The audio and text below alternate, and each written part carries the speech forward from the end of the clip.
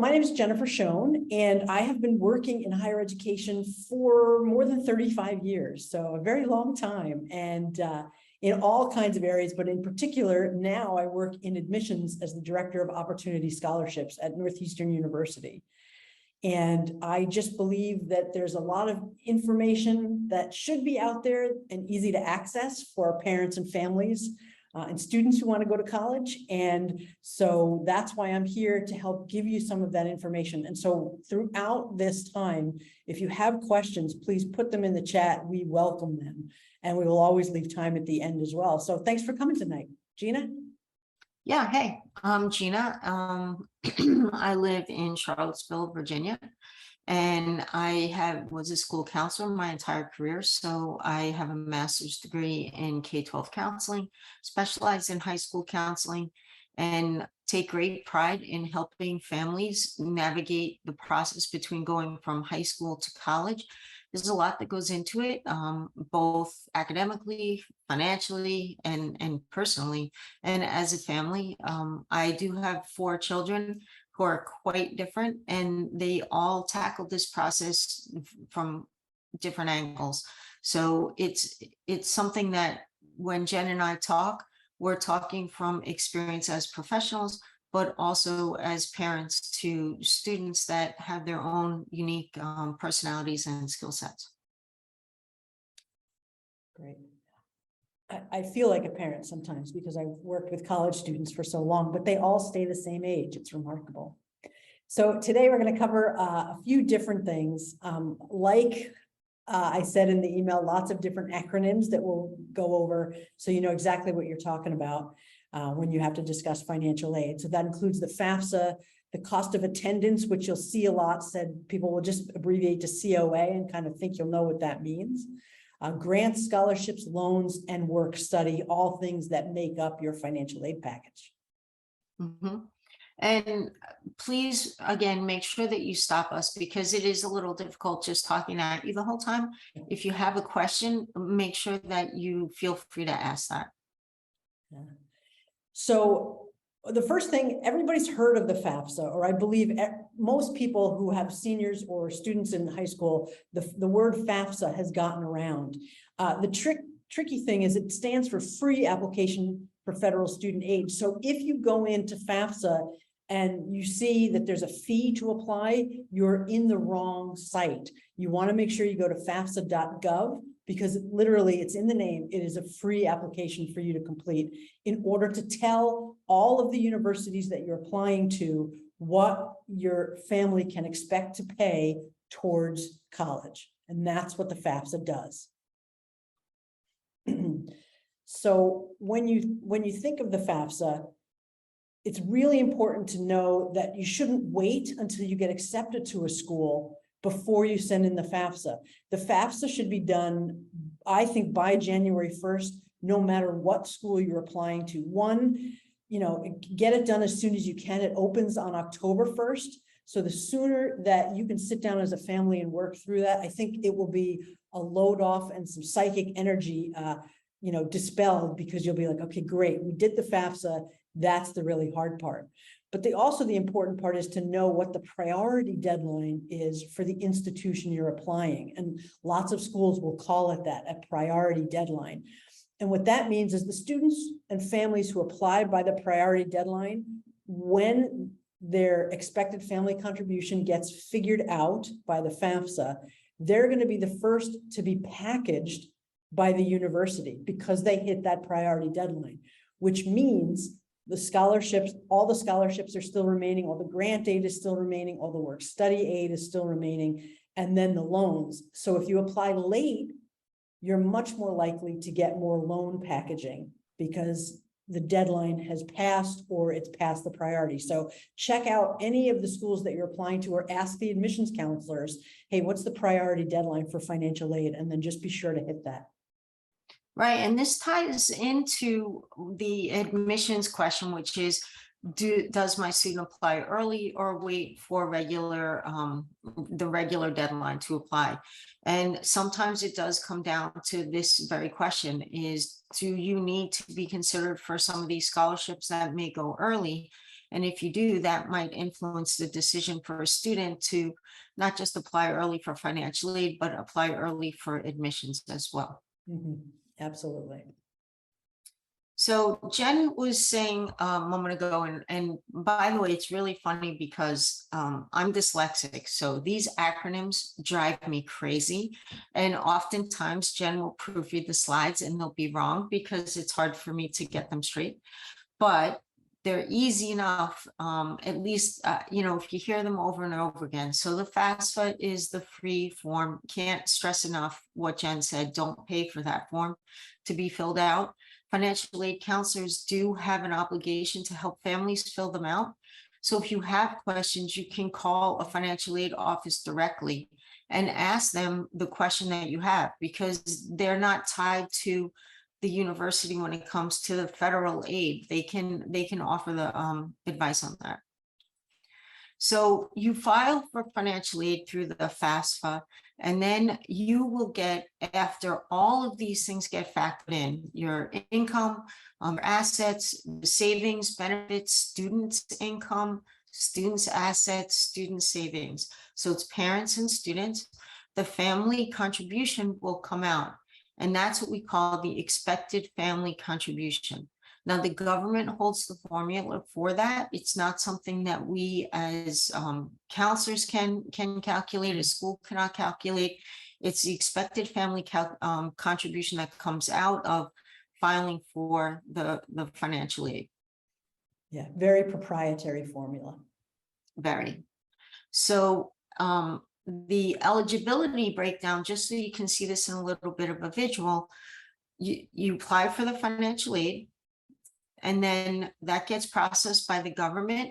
That spits out your expected family contribution. And the expected family contribution is then sent to the colleges that you determine you would like to have on that form. So you can indicate up to 10 schools at one time for the financial aid form, and you can have your score sent and reports sent to those colleges that you indicate on the financial aid form. Yeah, absolutely. It stays with your family. And if you have 2 students in college, then that expected family contribution gets divided by 2. If you have 3 students in college, like my parents did when I was in school, then your expected family contribution gets divided by 3. That expected family contribution stays with your family, whether you apply to California school, or if you apply to a Florida school, whether you apply to community college, whether you apply to a very selective for your college that will have a high tuition. Your expected family's contribution is something that stays with you regardless of where you go to school. Right, regardless of the cost of the school, the EFC is always the same. Some colleges, particularly private colleges, will ask you also to complete the CSS profile, and that will be right in their materials. It will say, we require the FAFSA and the CSS profile. The CSS profile, it's a college board tool, and there's great guidance on their site, but really it's to give the colleges additional context to your FAFSA, because for some reason they may feel that the FAFSA doesn't give them enough information and they need to do a deeper dive. It's particularly, like I see it, if someone is a business owner, or perhaps there's a parent who no longer lives with the family, but they need some more information on the parent. And there's forms around that. We're not going to go into that so much, a deep dive into that, but ask questions. If you're doing the CSS profile, I think, which is just as hard as the FAFSA, reach out to the financial aid offices that require that and say, I have this question, it's asking me this, but this doesn't seem to apply to me. Is there something I can do about that? And they will follow up with you and answer those questions. But we just want to let you know that sometimes there is an additional document required by some schools. So now we want to talk about the COA. I'm just going to occasionally throw out an acronym just so you get used to hearing it, which is the cost of attendance. And that is set by each individual school, and it covers everything that they feel it costs for a student to go there for that particular academic year. Are there any questions up until this point? and you can either ask them directly or you can put them in the chat. The question about the net cost calculator is a great question, and we'll show you that. But yeah, those are terrific tools, and most financial aid offices have that calculator, but we'll teach you a little bit about how to interpret that as well as we move on.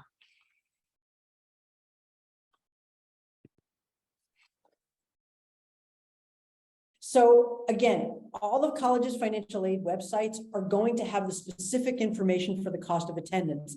Now, the tricky part, it gets just a tiny bit tricky in that you're looking at what this year's cost of attendance is. And your cost of attendance might be different the following year if they decide to increase any of these things that are listed here. So the cost of attendance, like I said, determined by the school, it includes tuition, room and board, books, fees, as well as typically some transportation costs to and from school, and then other expenses, which are sort of the personal expenses, because they factor in things like you might need extra supplies for the residence halls, or, maybe you would like to buy a pizza. Now, when you see the tuition, you may see like, I'm not seeing any of that covered. Typically, they'll expect you to cover that with whatever the expected family contribution is, but they do put it in for the cost of attendance. They do consider that when they're looking to make up your financial aid package. And so, depending on the kind of school you go to, whether it's public or private, whether it's a 2-year community college, which is state supported, or maybe a junior college that could be private, your costs of attendance are going to be very different. And a lot of them will also depend on if you can live on campus or not. So community colleges, as you might expect, state supported, will have the lowest cost of attendance, but then the private colleges, particularly the elite, the Ivies, the ones in the top 50 maybe of US News rankings, they're going to be more expensive and have a higher cost of attendance because they're just putting so much into what they consider their tuition, room and board, books and fees. So Gina's going to talk a little bit about this graphic, which I think gives a really good sense of what goes into cost of attendance for Florida State. Right, and this is just something that we pulled off Florida State's financial aid page, and you can find this for any college. They display it differently, but basically this is for full-time, which is anything 13 credits and higher here, it's saying, and the in-state tuition at a state school is very different than out-of-state tuition for a state school. And we wanted to really make this clear right up front because even college students get confused about this who are in a state school.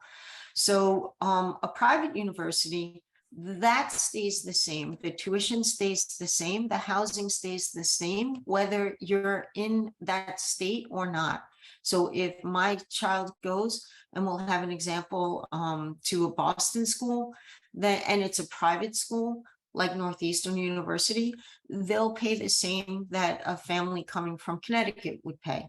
But in a university that's a state school, that's considered a state school, you have in-state tuition. So in this case with Florida, FSU, it'll be if you're living in Florida and you meet their Florida residency requirements, these are the numbers that you can expect to pay when you look down the in-state column. If you're coming from Virginia and going down to Florida State, then I would expect to pay more because I'm not a Florida State resident.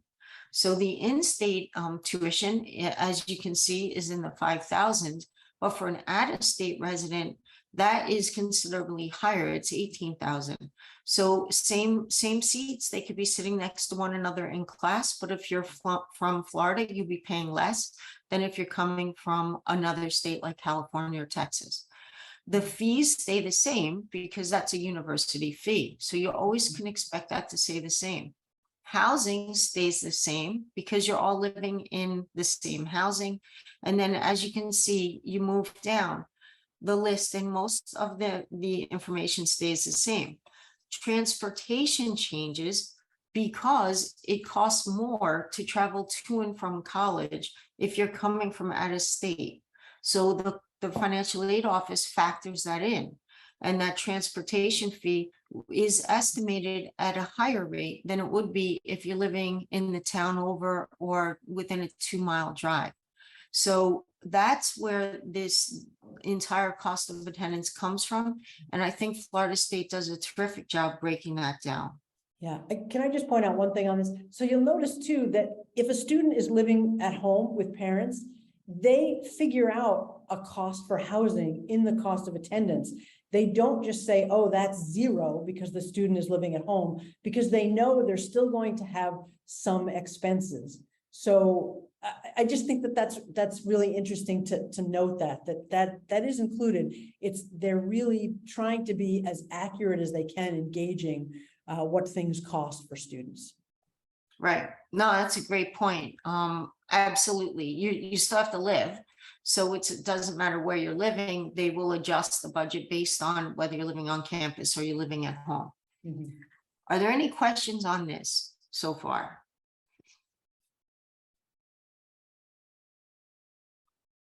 Okay, so then we took an example from a school that is considered a private school. It's not a state school.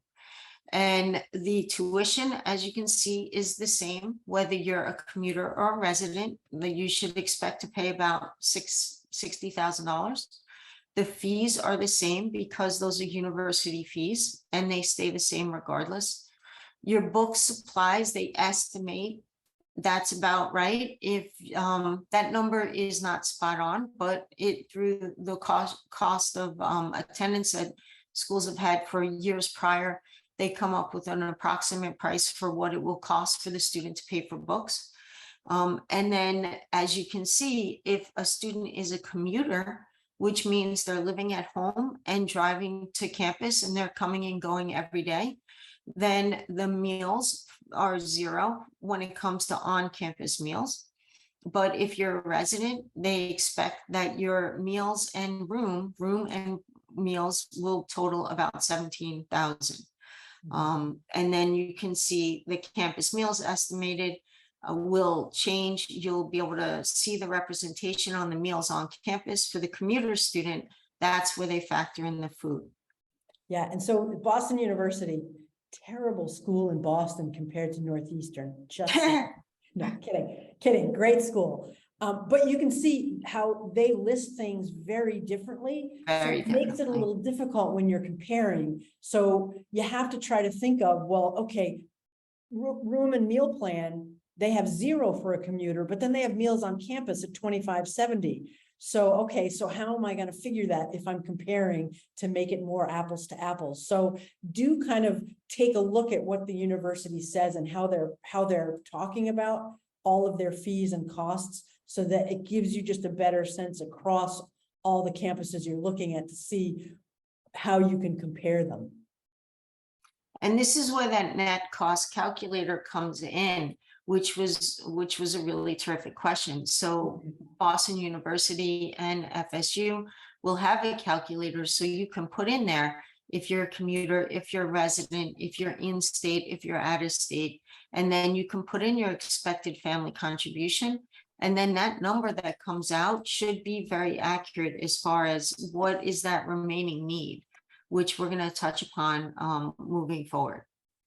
So the cost of attendance and the financial aid, if we take it really simple and we say your expected family contribution, that's the EFC, we say your expected family contribution is $10,000. And remember, that stays with you no matter where you go to school. It's $10,000 what your family is expected to pay. If your student goes to FSU and we saw the cost of attendance, that's the COA, we saw that cost of attendance on their chart says 23,790. You minus out your 10,000 and your remaining need, which is really important to know. What would be the need that the school would see? It would result around that 13,700 mark. Boston University, same thing. We'll take side-by-side comparison here. $10,000 expected family contribution, but Boston University's cost of attendance was significantly higher at 78,000. And now you can see your family's need is $68,000. And that's the number that you really need to focus on, the 13,000 and the 68,000. What does the school see and recognize as your family's need? Yeah. And I might say this a few times, but I'm gonna throw this out there too. Because you don't know, unless you have a student in college already, you don't know what your expected family contribution is if this is the first time you're filling out the FAFSA. So I would say don't select colleges just based on what you think you can pay. Help your student apply to the colleges that they're really interested in, but have that conversation about, we'll have to wait and see what the financial aid package is to see if you can afford to go there. Because sometimes it will surprise you how they create your financial aid package, and what schools really are more expensive or less expensive. So having said that, now let's talk about the main, I guess, forms of financial aid that you'll get in your financial aid package. And grants and scholarships are the best. That's why you want to hit the priority deadline, because those run out first. So you want to get your FAFSA in by the priority deadline so you can have access to those, because that's the money you don't have to pay back. Loans, and we're not going to talk too much about forgiveness because we don't know what that's going to look like in the future. So I would say go in assuming you're going to have to pay the loans back. So there are several different kinds of loans, but particularly subsidized and unsubsidized, and we'll talk about that. And then work study, which is this really unique part of the financial aid package. And we're going to go through each of these to explain kind of more in depth how these all work. So yeah. And Jen, just to go off of what you just said about your list not excluding a school based on the finances, what I do with the students that I work with is we put together your classic list of reach schools, safe schools, and then the schools that, you know, are most realistic schools for you to be able to gain admissions to. And then we solidify that list, but then next to it, you have a list of the financial reach, the financial safety school, and the financial realistic school. And so we cross-reference those. And that way you can say, is a safe school really a safe school if you can't afford it? And the answer is no, that's not necessarily a safe school. So you need to add another safe school onto your list, a safe school that you can afford. So if anybody has any questions on how to do that, we're happy to answer those questions moving forward in a private conversation. yeah. So there's a couple need-based aids and grants we wanted to talk about quickly. There's two in particular. There's the Pell Grant and the Federal Supplemental Education Opportunity Grant. The Pell Grant, excuse me, which is the next slide, that is available for students who tend to have the absolutely lowest EFC, the lowest expected family contribution. So are typically below the poverty line, however that may be described by the federal government at the time, because it is a federal grant. And there's a limit to how much students can get with their Pell Grant for each year and for 4 years going forward. There's also the FSEOG, which it's called, which is not an acronym that rolls off the tongue at all. So the Supplemental Educational Grant. Again, this tends to be for those students and families who have the lowest EFC. So, you know, 0 or maybe a bit higher. And again, always start with the FAFSA, because that's what gives the colleges what your EFC is. And people are sometimes surprised. I wish I could give numbers that said, you know, if your family makes this much, then you'll qualify for these. But it really depends on how many students you have in college, how many people are in your family, lots and lots of other information. So I just wanted to touch on those two as grants that are possible to receive for you, especially if you're coming from a lower income background. Right. And so as a financial aid packager at the college, the first thing they're going to do is look at your expected family contribution, compare that to their cost of attendance. And the first thing that they take off as far as price would be these federal programs, these 2 federal programs. Yep. The next thing that a college will look at is the state program. So the federal government offers grants nationally based on a family's expected family contribution. The most needy families, so if you have a 0 expected family contribution, that means your family is expected to pay nothing because you're below a level of income and assets. If your family contribution is 0, you should expect those 2 federal programs that Jen just talked about. But you also can be eligible for a state grant. And that's if you live in the state that you're going to be going to school in. So this state grant doesn't follow you. Only the federal grant follows you. So if my student, who the COVID person upstairs, goes off to college, which he did, comes home with COVID, and he's living in Virginia, right? We live in Virginia, he's going to a Virginia state school, then this state grant he may be eligible for. If Virginia says, yes, your income falls below a certain level, then they would give us a Virginia state grant. But if he decided to go to school in California and he were eligible for this state grant, then he would not take that with him because it's only good for the school that you lit a school in the state that you live in. For instance, New York has a similar program to this Virginia program, and it's called TAP. It's Tuition Assistance Program, but their limit is much higher. Their aid is $5,665. So their TAP, their state award, is $5,600. So if you live in New York and you go to school in New York, you're going to be given that amount of money if you qualify for the state aid. If not, and you choose to go to Florida to college and you live in New York, you will not take this state grant with you. Right, so that's another thing to consider about where to apply and what the costs might be. It makes a big difference if you have a low expected family contribution.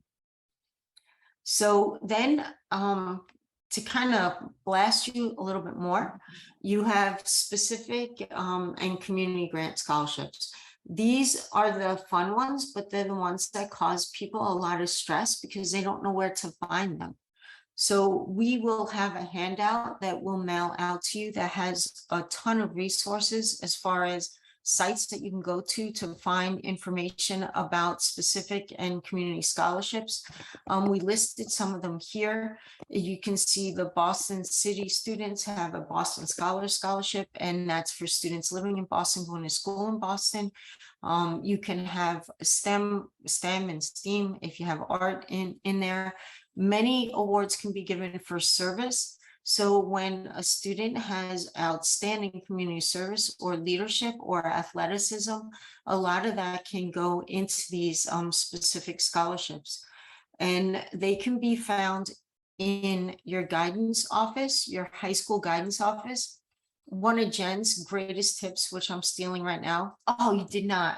Oh, no, you didn't. Okay. No.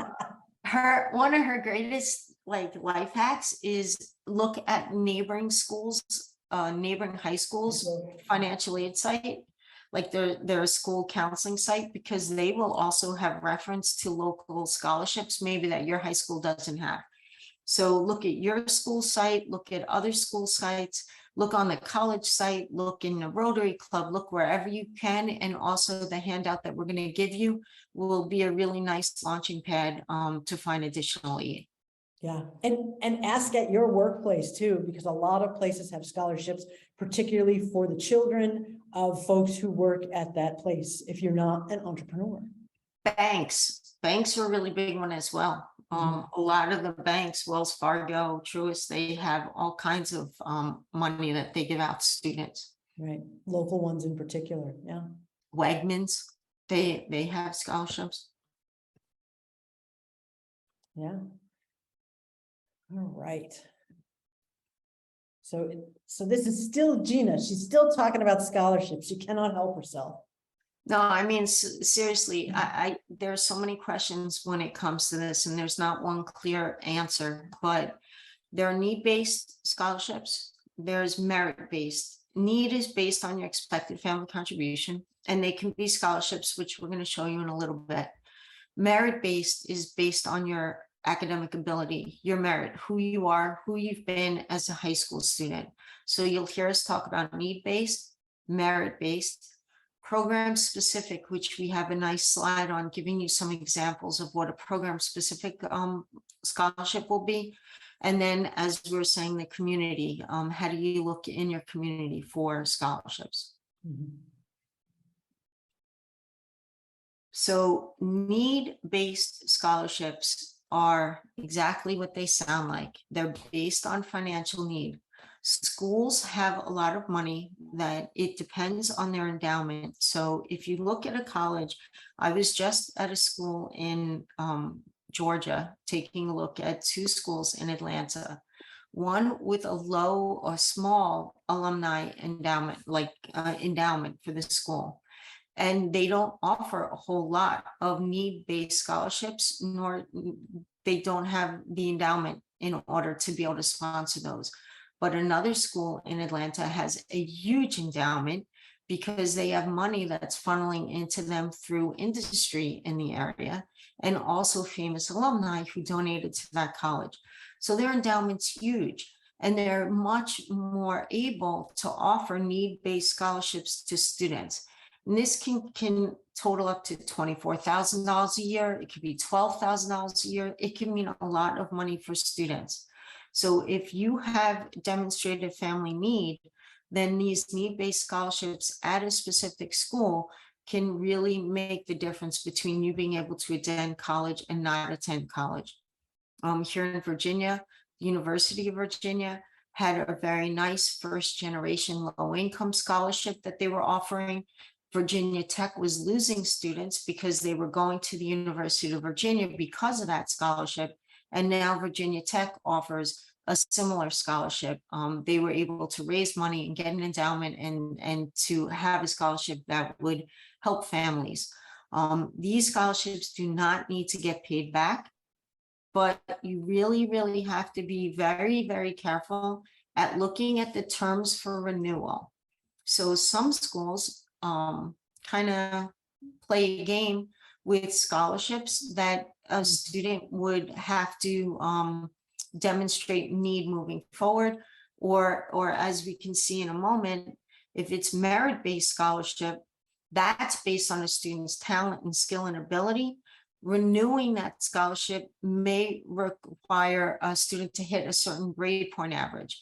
So whenever you're accepting a need-based or merit-based scholarship, make sure you look at the terms for renewing that their second, third, and fourth year in college. So merit-based scholarships, exactly what it sounds like. It's based on your academic achievement. It could be based on athleticism. You could be in the band, or you can be an artist. You could be a prominent figure in student government. It can be almost anything that's based on the student's performance when they're in high school, and then their potential to perform that to that same level of excellence at the college level. Mhm. But that's where you have to be careful. What level do they have to perform at the college level in order to keep this this scholarship? Yeah, for need and merit-based, there will always be some criteria in order to renew the scholarship. But sometimes some colleges will front load your financial aid and give you a whole bunch of money for your first year and then not give you the same amount your second year. So questions to ask is like, is this same package guaranteed going forward, or will my financial aid package change? A lot of colleges are now saying what you get right now will be your financial aid package, you know, and we'll raise it as the tuition increases, and it's your aid package going forward, because they don't want to sort of do the bait and switch where like, hey, you're here, here's all this money to get you here, and then, oh no, you're not going to get this grant for the second year. So a good question is just like, is this my financial aid package, and will this follow me through my 4 years or 5 years, however long? Yeah, and a red flag is if it says freshman scholarship, right? If it says freshman or first year scholarship, that's when you want to say, hey, wait, what happens second year or sophomore year when they're in college? Does that get replaced? Or does that money, should we expect as a family for that money to go away? Yeah.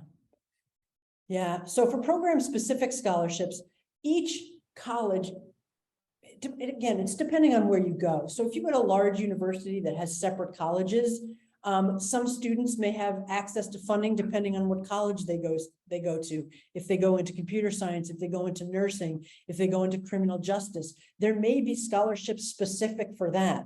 And that's something to ask admissions and to go onto the website and look around. But I always say, if you have any questions, ask the admissions folks and say, what kind of scholarships are there for people who are in, my student's major, or better yet, have your student ask that question when they're visiting the college or when they're seeing an admissions counselor in their high school. But these 4 that we have listed here are for very different reasons. UNC Chapel Hill, that's an athletic scholarship. The Longwood University is for citizenship, is for civic engagement. The Northeastern Global Scholars, that's one that isn't even a first year students don't even qualify for. They have to be a second year or higher. And that's money for travel. So it doesn't even go towards that tuition. That's an extra thing to help propel students to do study abroad, study away activities. So there's lots of different opportunities based on who you are, what you want to study, if you have a learning difference, if you want to be part of the ROTC program. And so when you start to look around, notice that there are a lot of scholarships out there within the institution, but also there may be some for you and your family based on who your student is outside the university as well. Yeah, and first generation means that the student is considered or identifies as the first person in their family, the first first generation to go to college. So if you or your partner have not graduated from a 4-year school, then your child would be considered a first generation student. Low income, also a lot of you hear FGLI, first generation low income students. There are all kinds of programs for them in every state and every school. So if that's something that you identify with, then again, you can ask us questions moving forward, or take a look at the college and see what kinds of big scholarships are available to students from your demographic. Yeah. Yeah, and so this is the favorite part that everybody likes to talk about next, which is loans. Everybody's so excited. Gina gets all the good stuff talking about I like this slide. This slide's my favorite. I love this slide because this is like a cheat code. So yeah, look for these things, and honors colleges always pay students to go to school there because they're trying to lure students to that program, and they want these premier scholars. The Chapel Hill scholarship that we have here, Moorhead Kane, it's a huge scholarship. It's for academic achievement as well as athletic ability and service, and just accomplishment overall as a high school student. These are the fun ones. So if your student is a freshman in high school, they have lots of time to get great grades, and they'll get more scholarship opportunities the better their grades. Tons more. Yeah. So community. Jen, and also those historically have been also cross-referenced to standardized test scores. So you would have like a scale many times. Those school scholarships would be based on what's happening inside the classroom, which would be your academic, your grades. Also standardized test scores, they would have a cutoff. So if you get over 1200 on the SAT, something along those lines, but that had been waived. But we do know that next year, so if your student is a 9th, 10th, or 11th grader, those standardized test scores are going to also come into play with some of those school scholarships that we were just talking about. Whereas if your student's a senior right now, we really haven't spent much time talking about that. Yeah, and that's again, if the college even requires SATs, because there's still far fewer that are requiring it. And I jumped ahead to loans, but we still have more scholarships to talk about. And these are the individual scholarships. These are the places like Gina, who stole my thunder with looking at the rival schools in your neighborhood to steal the scholarships from there. That's so wrong. That's so wrong. But these are very specific to your student and who they are. And there is a lot of money out there for things that might surprise you and for colleges, because at Northeastern, at a lot of schools I've worked at, you know, a donor could say, look, you know, I'm from the small town in Minnesota, and, you know, I would like to give a scholarship of this amount to any student who comes to this school from this area in Minnesota. Or you might do a scholarship search on some of the sites that I'm going to share with you to do a search like FastWeb, and you might find that there's lots of scholarships just for people who are left-handed, and all your student has to do is write an essay. Now, I know that some of you are like, wow, my student has to write an essay to get some of these scholarships. Chances are they will have to write something. Buddy, I'm going to start the bath.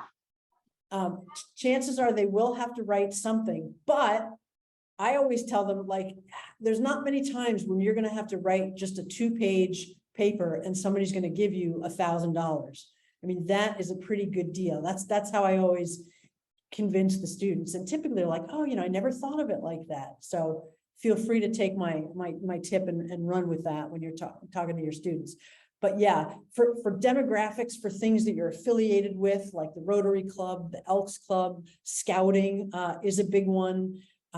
All kinds of activities. Churches. So yeah, so take a look when you get, when we send you the handout with some of the tips, take a look and use those resources. And I think you'll be surprised at what's out there, and your students will be surprised at how many emails they get once they subscribe to some of these searches about things that they can apply for. Yeah, and Yeah. one thing, when students are being resistant to writing the additional essays, you don't have to write a brand new unique essay every time you apply for a different scholarship. You can repurpose an essay that they're writing for another scholarship. So they don't have to, if they're applying for 20 scholarships, you don't have to write 20 essays. You can just modify the essays that you have that are based on service or leadership or your athletic ability or your talent or potential. Yeah. Yeah. And so now we're going to segue into loans. Certainly they've been in a lot.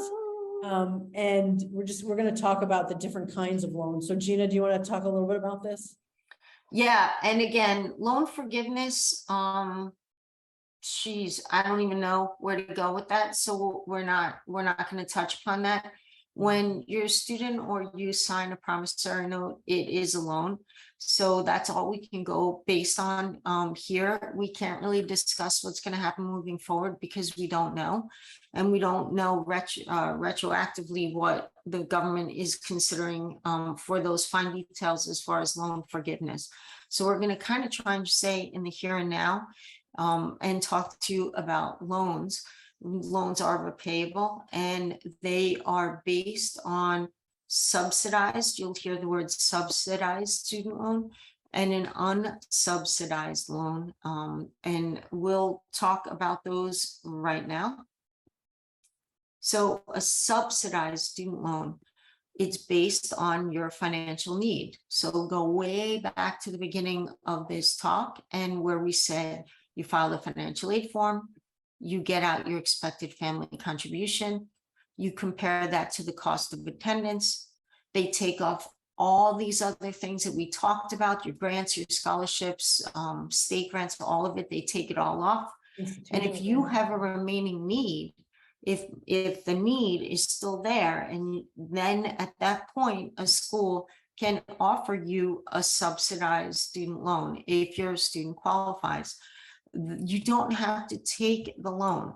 It is something that they offer you based on your financial situation and whether you qualify or not. So again, you never have to take a loan. You take it if you feel as though it's appropriate for your family. Mm-hmm. Subsidized means the federal government is sponsoring that note. So it is subsidized. It's backed by the federal government. What that means to you is really important. It means that you don't have to pay that loan back, or the student, if it's a student loan, doesn't have to pay that loan back until 6 months after they graduate college or leave school. So if a student goes for 1 semester, you sign for the loan and then they drop out, they still have to repay that loan, but they wouldn't have to repay it until 6 months after they leave school. or graduate.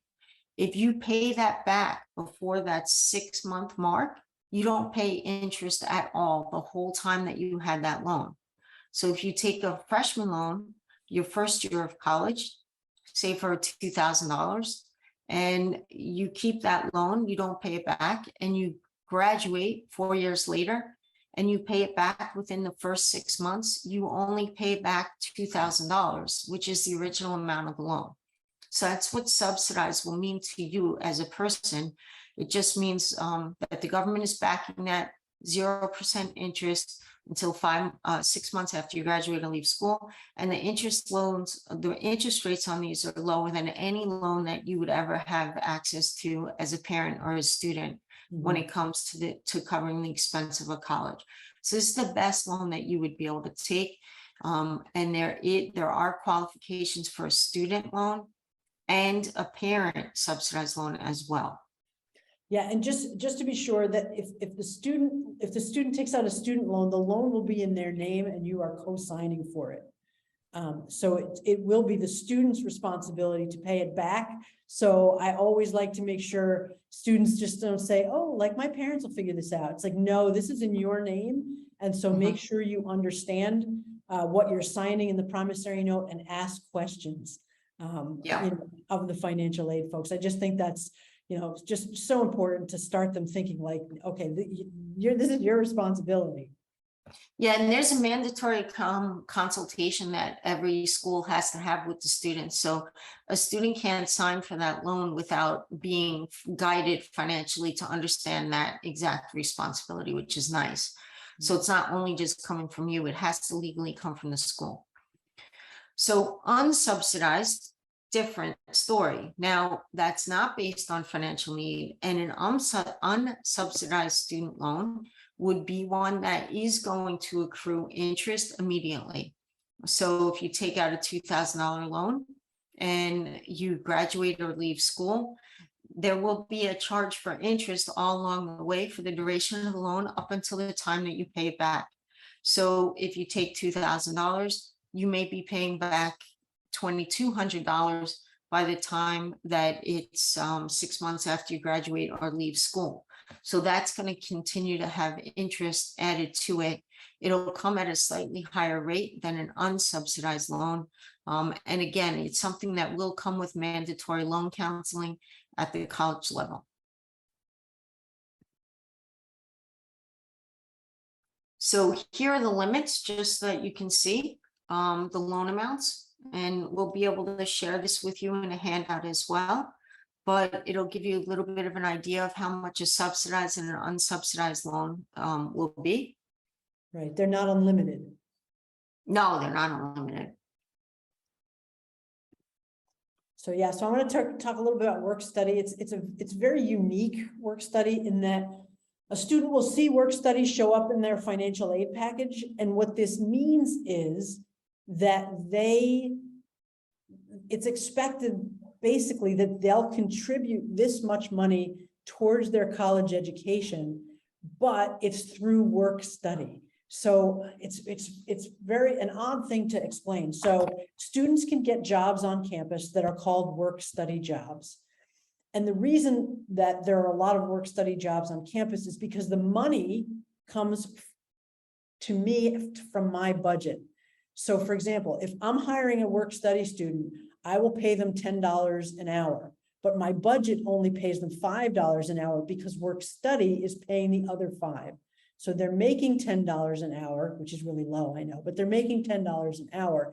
And that money is for them to spend towards their college expenses. But it's in their financial aid package, even though they have to earn it and use it themselves. They don't have to show anything for it. They don't have to show receipts for, I spent it on my books or I spent it on this. That money is theirs to spend, typically on the personal expenses side of things. But that's how work study works. And so it's just kind of interesting. The greatest thing, though, is that they work on campus, and on-campus jobs are the best kinds of jobs for students to have because they understand that they're students first and they're workers second. So I'm just going to leave work study at that, and I'm happy to answer any questions that you have about that. This is where the pizza money comes in, and the book money, and the personal expenses. A student can work for those on campus. It's part of their financial aid package, and as Jen said, they have to work for it. So don't think that comes right off the tuition bill. It does not. You'd be responsible for your portion to pay the bill that comes out of the financial aid office or the bursar's office, but they can earn money as part of this program throughout the course of the school year. Yeah. So then how is a complete package calculated? So we talked about expected family contribution. We talked about the cost of attendance, and it really is just simple addition and subtraction. Mostly, first the subtraction, cost of attendance, tuition, room, food, books, fees, transportation, personal expenses, all added up, subtract the family contribution from that, and then discover, are you eligible for any need-based aid? Again, that's what the institution decides is need-based. And then is there any non-based aid that you should get? And then is there any merit-based aid that you may qualify for? And then they throw in sort of, are there other scholarships that you're bringing to the campus? So if you're bringing a big scholarship to the campus, they will factor that in because they can't go over the cost of attendance in how they give you financial aid. So that's all how it works. It's addition and subtraction. And again, FSU does this great little diagram here that we wanted to share with you. So I know that was just a whole lot of information about financial aid to share with you. I mean, we talked about grants, we talked about loans, we talked about scholarships, and all the different kinds of scholarships, different kind of loans.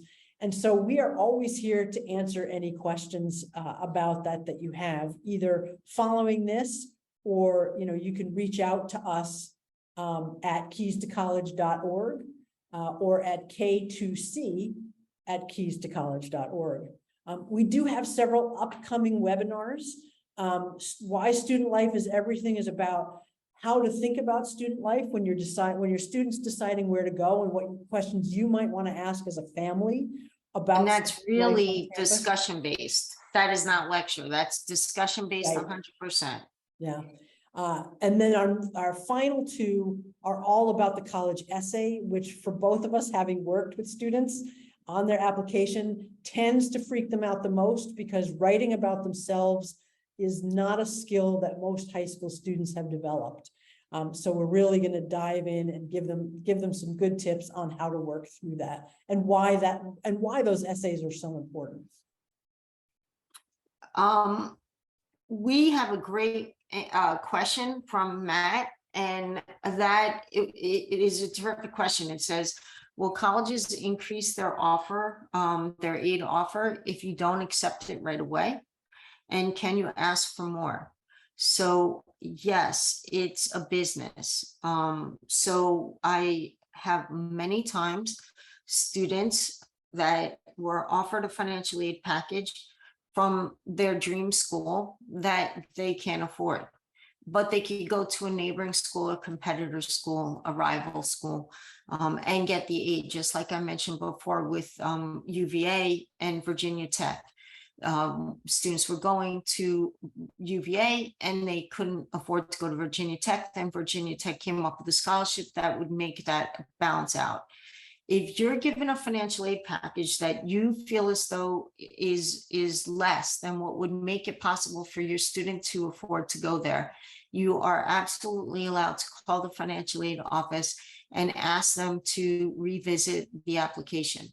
If you lose a job, if something happens to your family and your house burns down, if there's a condition, something that happens that you didn't have reflected in your original financial information, then a divorce, anything like that, you can call the financial aid office and you can ask them to guide you through re-entering your numbers or getting a better package for you. The first part of that, will they increase it or decrease it if you don't answer right away? That is school dependent. The federal money, the state money, that all stays the same. The loan money stays the same. Everything's the same. Scholarships or grants that a school can offer might have a deadline on it. that if you don't accept by a certain date, then they will take that money and offer it to someone else. Right. Typically your aid package and your acceptance to the university are all together and are, for most places, are due May 1st. So if you choose May 1st, if you reply by May 1st, as long as you accept your aid, then you're fine. But yet you should always ask and say, we need more funding, because the way financial aid works is when you're filling out your FAFSA, you're not doing it based on last year's taxes. You're doing it based on the year prior to that's taxes. So a lot can change in that time. So you'll want to fill out your FAFSA using what they call prior year taxes. So not last year, but the year before last. But if something is different, reach out to financial aid and say, this is what the FAFSA says, but there have been some changes in my circumstances, because all financial aid offices across the country have professional discretion.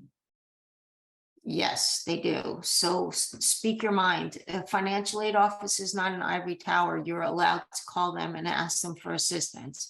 They're very receptive to that. Please give us a shout out on social media. That's really all that we're asking for.